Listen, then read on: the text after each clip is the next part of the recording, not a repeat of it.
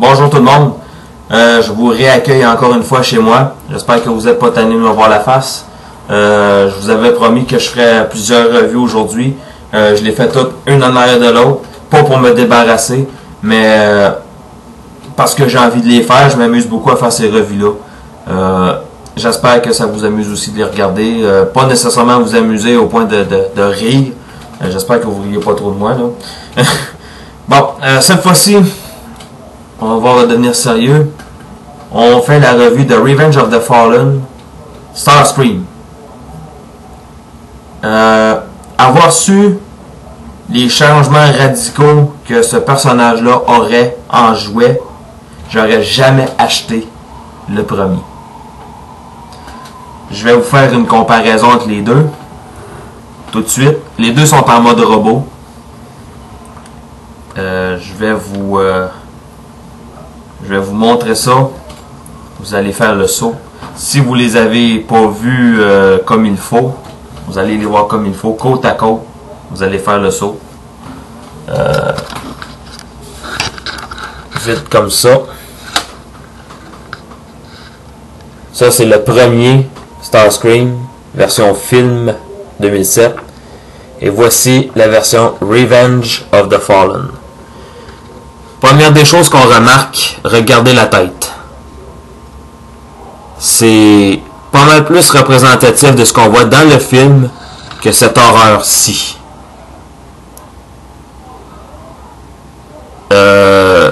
Les mots me manquent pour exprimer ma déception et mon dédain par rapport à ce visage-ci. C'est même pas Starscream dans ma tête à moi.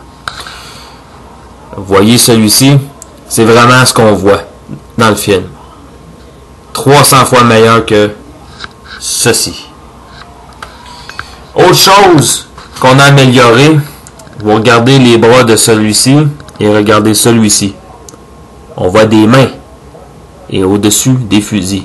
C'est pas les bras qui se transforment en gun. Très très grosse amélioration. Les détails. Et vous voyez sûrement ici, on a des engrenages. Je vais faire mon possible pour vous le montrer de manière très adéquate. Qu'est-ce que ça fait? Première chose, on n'a pas d'automorphe sur lui. Aucun automorphe. Mais la technologie Mechalive a un peu plus de sens avec ce robot-ci. Quand on tourne la tête, je ne sais pas si vous allez voir comme il faut, mais vous pouvez peut-être noter que les engrenages ici, je vais vous le remontrer encore, en tournant la tête, les engrenages bougent.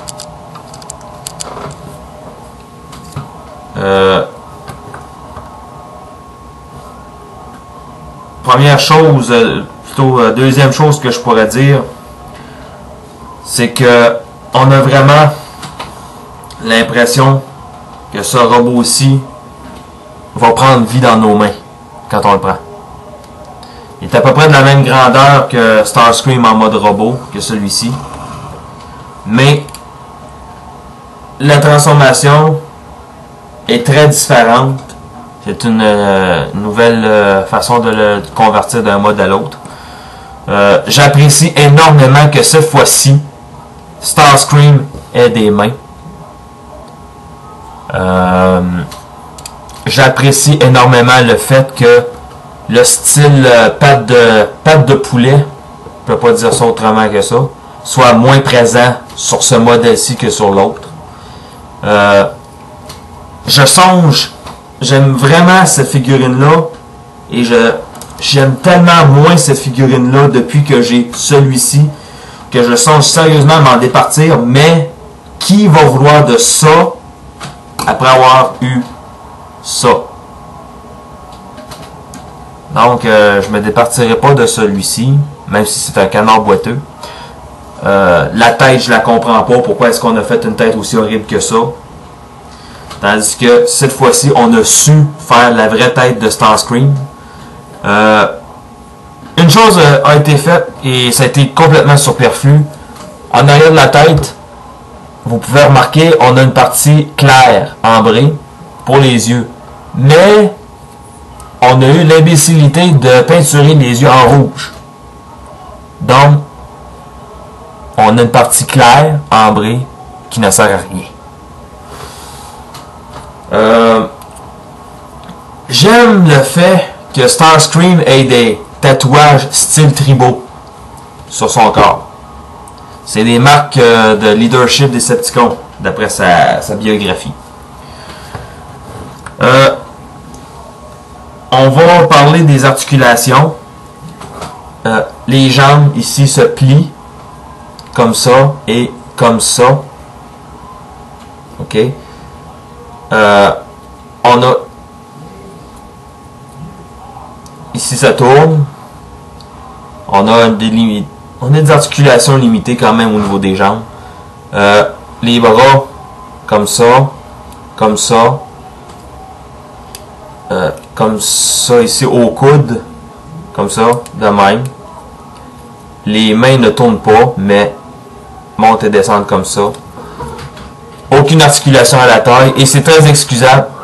Dites bonjour à Gizmo. T'es pas en manque d'attention pourtant, toi. Et la tête, ultimement, qui fait bouger les engrenages. Bon. Je vais vous donner tout de suite les stats et la biographie de Starscream. Et ensuite, dans la prochaine vidéo, je vais vous faire le mode avion. Vous allez tomber sur le cul comment cette fois-ci on a amélioré Starscream.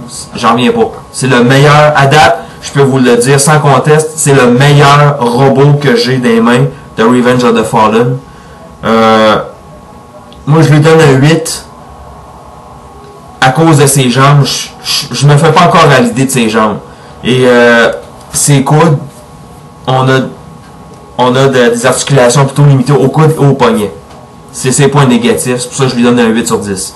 Mais c'est de loin le meilleur robot Revenge of the Fallen que j'ai en main aujourd'hui. Et là, je vais vous faire sa biographie et ses stats. Les stats, on a une force de 8, une intelligence de 4. Celle-là, je la digère pas. Starscream était reconnu pour être maladroit, certes, mais intelligent. Pourquoi tout d'un coup on a fait un abruti? Surtout si c'est censé être un leader.